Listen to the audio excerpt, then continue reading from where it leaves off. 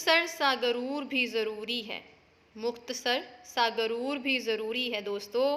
ज़्यादा झुक कर मिलो तो ये दुनिया पीठ का पायदान बना देती है। Hello friends, welcome back to our channel Ritvi Bahl and mamma rocks. मैं हूं आपकी होस्ट और दोस्त मीनाक्षी। सबसे पहले तो मेरी तरफ से आप सबको प्यार भरी सत श्री अकाल और स्वागत है आपका अपने channel Ritvi Bahl and mamma rocks में। आज मैं आपके सामने पेश हूं अपनी मोटिवेशनल वीडियो लेके, क्योंकि आज है थर्सडे और थर्सडे टर्न होती है हमारी मोटिवेशनल वीडियो की। थोड़ा सा सेटअप अलग है क्योंकि पीछे थोड़ा सा ब्यूटी का सामान है, स्किन का सामान है, क्योंकि मैं ये वीडियो शो अप में शूट कर रही हूँ, दैट्स वाई। और मैंने सोचा चलो जो लेडीज़ देख रही है ना उनकी आंखें नरिश हो जाएंगी, क्योंकि समटाइम्स ऐसी वीडियो बनाओ ना बैठ के कहीं पे बोरिंग सा सेटअप लगा के तो बंदा वैसे ही बोर सा हो जाता है। तो इसलिए मैंने आपकी आंखों को नरिशमेंट दे दी है। आंखें इधर रखिए, कान सिर्फ सुनने के लिए मेरी बातें रखिए। तो दोस्तों, आज का टॉपिक आपने टाइटल से देख लिया। आज हम बात करेंगे बेपरवाही पर। बेपरवाह बनना है, लेकिन बेपरवाह बनना है पर बदतमीज नहीं बनना है। बेपरवाही और बदतमीजी में बस उतना सा फर्क होता है जितना फर्क होता है सूरत और सीरत में। सूरत और सीरत में कितना फर्क होता है? समझो तो इन दोनों का फर्क सागर से भी गहरा होता है, और ना समझो तो इन दोनों का फर्क जो है चुल्लू भर पानी से भी कम होता है। तो बस उसी तरह से बेपरवाही और बदतमीजी है। बेपरवाही जिंदगी में लाना बहुत जरूरी है। अगर आप अपने आप को खुश रखना चाहते हो, तरक्की चाहते हो, मस्त रहना चाहते हो, हमेशा जिंदा दिल रहना चाहते हो, तो आप में थोड़ी सी बेपरवाही होनी जो है वो बहुत जरूरी होती है। लेकिन बेपरवाही कब चाहिए, कैसे चाहिए, क्यों चाहिए, कितनी चाहिए, इन सब के बारे में हम छोटे से जो है पॉइंट्स आपके साथ मैं डिस्कस करूंगी, जो मैंने अपनी नोटबुक पे नोट डाउन किए हैं। सबसे पहले पंजाबी तो मेरी वीडियो में थोड़ी सी आई जाती है, तो उसके लिए थोड़ी सी माफ़ी दे दीजिएगा। सबसे पहले तो चाहे आप हाउसवाइफ हैं, चाहे आप स्टूडेंट हैं, चाहे आप जॉब करते हैं, जैसे भी हैं, चाहे गर्ल बॉय कुछ भी, किसी भी आप फील्ड में हैं, एक अपनी जो पर्सनल नोटबुक, अपनी डायरी जरूर रखें जिसपे अपना डेली का रूटीन, अपनी चीजें जो जरूर लिखें। वो आपकी लाइफ को मेंटेन करने में आपकी बहुत हेल्प करेंगे। अब बात करते हैं, अपने टॉपिक पे आ जाते हैं। हम बात करेंगे बेपरवाही की। सबसे पहले हम बात कर लेते बेपरवाही जरूरी क्यों है। जैसे कि मैंने शुरू में ही आपके साथ दो लाइनें शेयर की हैं, मुख्तसर सा गरूर भी जरूरी है यारो। मुख्तसर सा गरूर भी जरूरी है यारो, क्योंकि जरा ज्यादा झुककर मिलो तो ये दुनिया पीठ का पायदान बना देती है। तो मुझे लगता है इन लाइनों से आपको जो है वो पता चल ही गया होगा कि बेपरवाही जरूरी क्यों है। ज्यादा झुकना भी नहीं है, दुनिया वहां पे थूक के चली जाती है, इसलिए बेपरवाही बहुत ज़रूरी है। सबसे ज़्यादा जो बेपरवाही इसलिए ज़रूरी है ताकि हमारा अंतर मन खुश हो सके, इसलिए बेपरवाही थोड़ी सी ज़रूरी है, लेकिन थोड़ी ही रखिए, बदतमीजी की तरफ मत जाइए। फ्रेंड्स, बात करते हैं फर्स्ट पॉइंट की, जो मैंने इस चीज़ के लिए नोट डाउन किया है। सबसे पहला पॉइंट है स्माइल। स्माइल आपके फेस पे ही होनी ज़रूरी नहीं है, आपके दिल में भी होनी ज़रूरी है, आपके मन में भी होनी ज़रूरी है। बस स्माइल करना सीख लो, खुश रहना सीख लो। फेस पे स्माइल हो ना हो मुझे उससे मैटर नहीं करता, क्योंकि मोस्ट ऑफ द टाइम मेरे फेस पे स्माइल नहीं होती, क्योंकि मेरा फेस शुरू से ऐसा है कि जहाँ पे 2-3 लाइंस होती ही होती हैं। तो इसलिए अंदर से जो है ना आपका मन जो है वो खुश होना चाहिए। किसी की कही बातों को अपने दिल पे इतना मत लगाओ कि आपके दिल से खुशी जो है ना वो कहीं दूर भाग जाए। अपने दिल को खुश रखना सीखो। जब आप अपने दिल को खुश रखना सीखिए ना, तो आप बेपरवाह बनना सीख जाते हो। अगर आप बेपरवाह बन गए तो आप दिल से खुश रहना सीख जाओगे। ये दोनों चीजें जो हैं वो एक दूसरे का अल्टरनेट हैं। जो पॉइंट है दोस्तों, आज मैं वीडियो को थोड़ा सा जल्दी जल्दी खत्म करूंगी, बातों को लंबा नहीं खींचूंगी, क्योंकि वीडियो फिर बहुत लंबा चला जाता है और आप लोग इतना फिर ध्यान से नहीं देखते। नंबर 2 पे हम बात करते हैं कि जो चीज बदल नहीं सकती, जो इंसान बदल नहीं सकता, उसे बदलना भी छोड़ दो।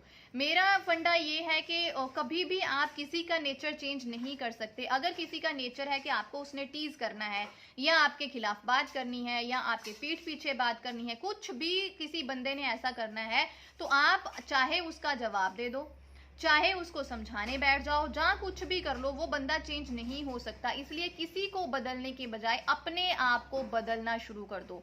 अपने आप को बेपरवाह बनाना शुरू कर दो कि मेरे को कुछ भी कहो, मेरी सेहत पे भाई कोई असर नहीं है।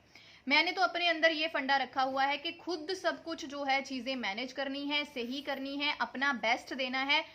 कमियां ढूंढने वाले तब भी आप में कमियां ढूंढ देंगे। आप अगर सोचते हो ना कि मैं अपना बेस्ट दे रही हूं, तब भी बंदे आप में कमियां ढूंढ जाएंगे। निकाल जाएंगे, आपके मुंह पे नहीं निकालेंगे, आपकी पीठ पीछे निकाल जाएंगे।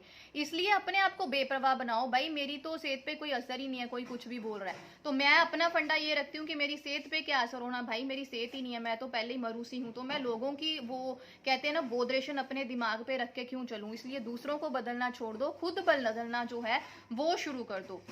तो पॉइंट इसी पॉइंट के साथ रिलेट कर सकते हो कि किसी के साथ बहसबाजी में पड़ना छोड़ दो।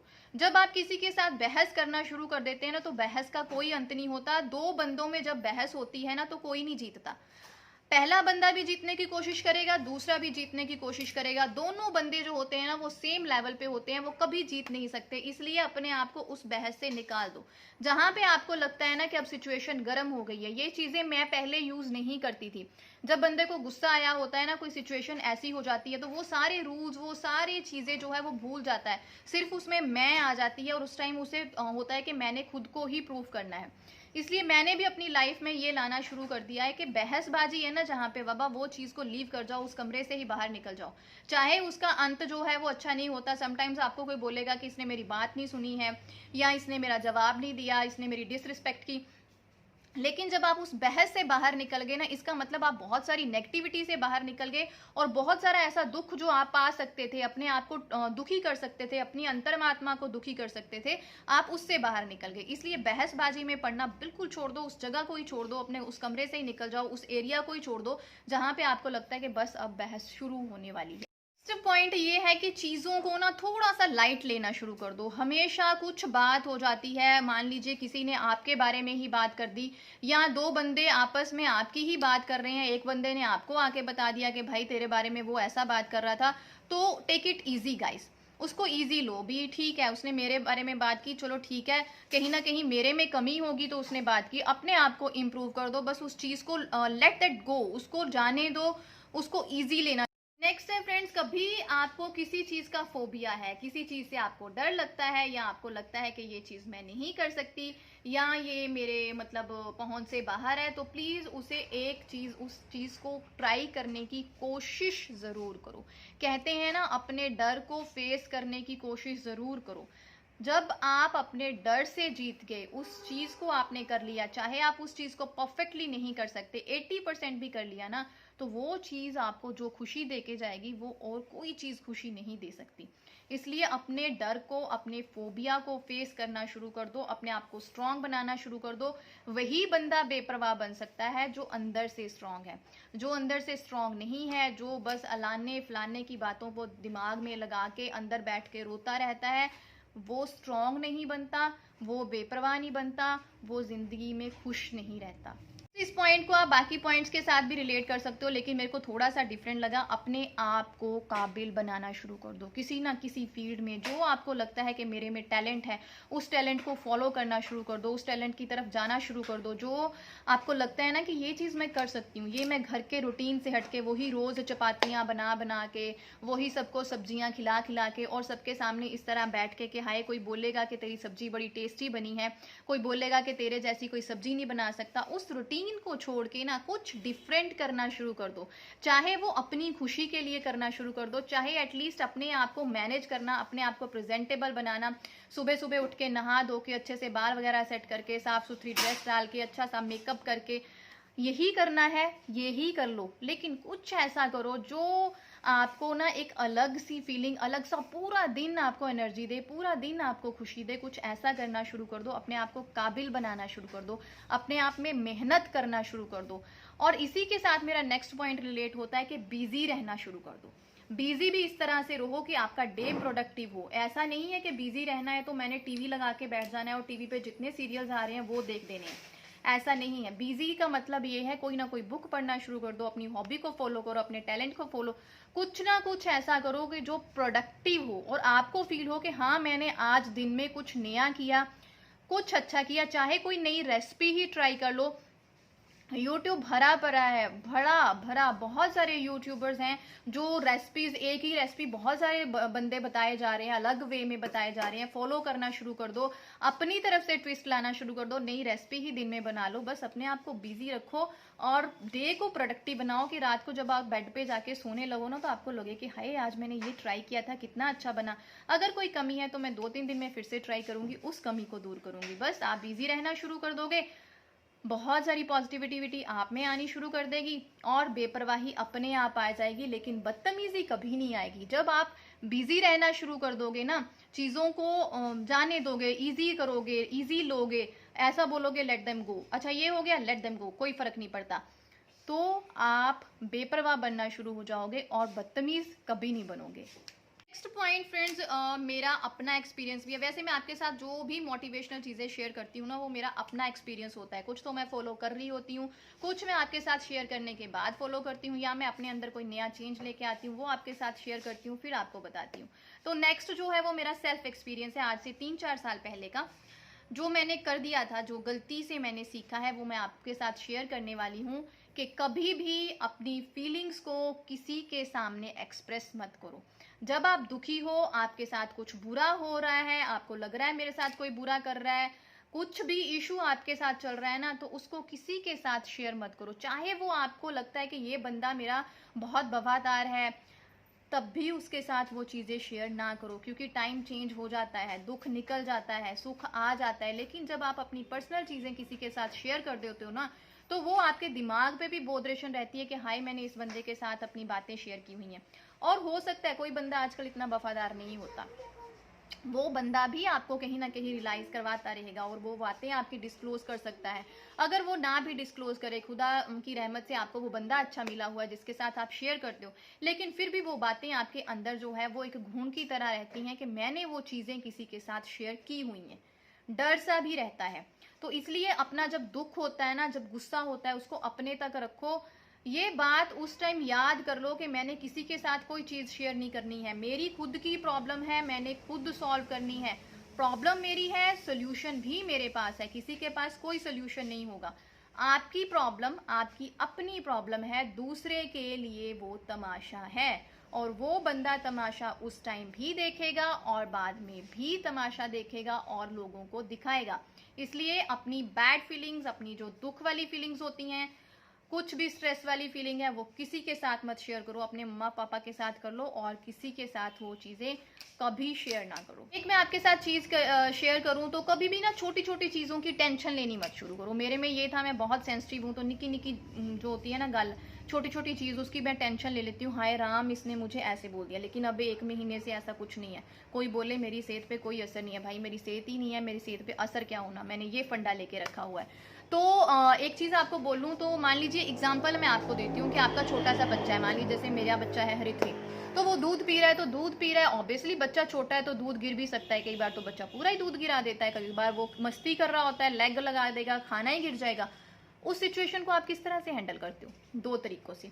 एक तरीका होता है कि आप बच्चे को बोलोगे डोंट वरी बेटा, आप साइड पे हो जाओ, मैं इसको साफ कर देती हूँ, बात खत्म, कोई टेंशन ही नहीं हुई, ना बच्चा को फील हुआ कि मम्मा ने मेरे को कुछ बोला, ना मम्मा को फील हुआ। दूसरा तरीका क्या होता है, दूसरी मम्मी क्या होती है, वो आती है, पटक थप्पड़ लगाया, लेक्चर देना शुरू किया, तूने अब गिरा दिया, मुझे साफ करना पड़ेगा, ये हो गया वो हो गया। उससे क्या हुआ, बच्चे के अंदर भी बैड फीलिंग आ गई कि मेरी मम्मा ने मेरे को मारा, सब्जी गिरी थी यार, दूध ही गिरा था।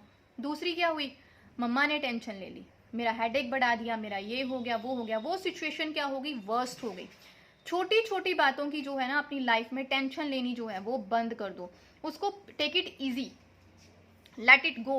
ये 2 वर्ड अपनी लाइफ में रखो और अपनी लाइफ को जो है पॉजिटिविटी की तरफ लेके जाओ। जब पॉजिटिविटी आ गई, खुशी अपने आप आ गई, अंदर खुशी आ गई, बेपरवाही अपने आप आ गई, तो बदतमीजी तो बिल्कुल नहीं बनेगी। नेक्स्ट फ्रेंड, जो मुझे बहुत इंपॉर्टेंट स्टेप लगता है, जो मेरे में पहले नहीं था, कई बार सिचुएशंस आपकी आउट ऑफ कंट्रोल आपकी लाइफ में हो जाती हैं, तो अपने लिए स्टैंड लेना शुरू कर दो। अपने लिए स्टैंड लेना मतलब जहां आपको लगता है कि मेरे साथ गलत हो रहा है तो उस गलत के खिलाफ आवाज उठाना शुरू कर दो, अपने लिए सही चूज करना शुरू कर दो, लेकिन उस सही को चूज करते हुए गलत के खिलाफ आवाज उठाते हुए दूसरों की शान में आवाज नहीं उठानी है, दूसरों की बेइज्जती नहीं करनी है, सिर्फ अपनी इज्जत को बचाना है, सेल्फ स्टैंड लेना है, सेल्फ रिस्पेक्ट देखनी है, लेकिन अपनी सेल्फ रिस्पेक्ट देखते देखते हुए किसी की डिसरिस्पेक्ट बिल्कुल नहीं करनी है। बट हाँ, अपना एक स्टैंड रखना है। जब आपको लगता है कि मैं सही हूँ, सही होने चाहिए, ये नहीं है कि मैं खुद ही गलत हूँ और मैं अपने लिए स्टैंड ले रहा हूँ और दूसरों की बदतमीजी कर रहा हूँ, ये नहीं करना है। अपने आप कहते हैं ना, किसी की तरफ उंगली एक करो तो 4 उंगलियां अपनी तरफ होती हैं, तो उन 4 उंगलियों को अपनी तरफ देख के अपनी गलतियों को भी खंगोलना है कि मैं कहाँ पे गलत हूँ। अगर मैं गलत हूँ तो अपनी गलती को मानना है, लेकिन अगर वो 4 उंगलियां साफ सुथरी हैं, मैं साफ हूँ, तो अपने लिए स्टैंड लेना भी जो है वो शुरू करना है। दोस्तों, वीडियो का एंड इसी चीज से करूंगी कि give respect and take respect. दूसरों को इज्जत दोगे तो दूसरों से इज्जत पाओगे। अगर आप हम ही किसी को खुद को इज्जत नहीं देते तो हमें क्या इज्जत मिलेगी। इसलिए बेपरवाह सिर्फ इसीलिए बनना है कि हमने अपने आप को खुशी देनी है, अपने आप को ग्रो करना है। जो मैंने पॉइंट्स आपके साथ डिस्कस किए है छोटे छोटे, लेकिन है बड़े, मतलब फतेह के कहते हैं ना, कोई छोटी सी चीज भी बहुत फतेह की होती है, उस तरह के हैं। बस अपने आप को खुश करते हुए अपने आप को ग्रो करना है, अपने आप को बिजी रखना है, छोटे छोटे पॉइंट्स को अपने दिमाग में रखना है, लेकिन बेपरवाह बनते बनते हमने किसी की बेइज्जती नहीं करनी है। अपने कल्चर को, अपने संस्कारों को बिल्कुल नहीं भूलना है। जहां पे हम सही हैं वहां पे सही है, जहां पे हम गलत हैं गलत हैं। बस सिंपल सा फंडा रखते हुए अपनी लाइफ को जीते जाना है। कहते हैं, एक आपके साथ लाइन शेयर करूंगी, खुंदस भी क्या खूब चीज है यारो। खुंदस या खुंदक कुछ भी कह सकते हो। खुंदस भी क्या चीज है यारो, इंसान को बदलने पे मजबूर कर देती है।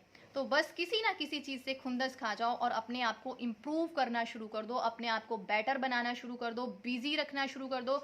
आलतू फालतू की चीजों में दिमाग ना लगाओ। लेडीज का मोस्टली 2 ही जो होते हैं ना चीजें होती हैं जो लेडीज को बिजी रखती हैं, या मान लीजिए लेडीज अपना जो है वो दिमाग खराब करती हैं, और हम हाउसवाइफ्स को दुनिया जो है ना वो बदनाम कर देती है। एक चीज होती है चुगलियां करनी, और दूसरी चीज ये होती है कि हाय रब्बा मैनू इन्हें ऐदा कह देता, या मेरे बारे में इसने ऐसे बात कर ली।